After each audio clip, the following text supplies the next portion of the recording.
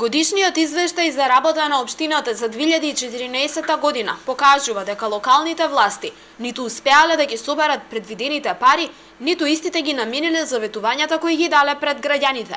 Ова е ставот на советничката група предводена од СДСМ.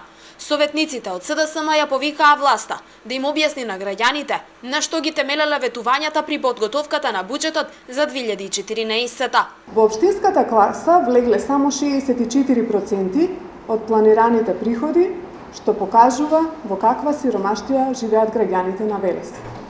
Само 7% од парите на граѓаните биле употребени за изградба на системи за водоснабдување на граѓаните на општина Велес за цела 2014 година.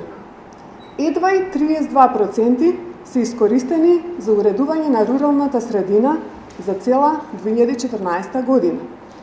Реализирани се само 56% од предвидените пари за урбанистичко планирање за цела 2014 година. Градоначалникот Шедиев пак денеска ги отфрли обвинувањата на опозицијата.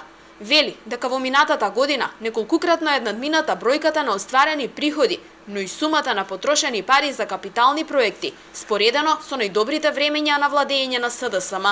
Зошто советниците на СДСМ, односно СДСМ, гласаа изминатиот период против сите капитални проекти што се изградија во општина Велес? Зошто гласаа против индустријската зона Речани, против доваѓањето на компанијата Маркарт од Велес, компанија која што знаеме и самите дека веќе е при крај со својата изградба на фабриката. Ако ги послушаваме нив, денеска Марта ќе градеше во некоја друга општина или во некоја друга држава.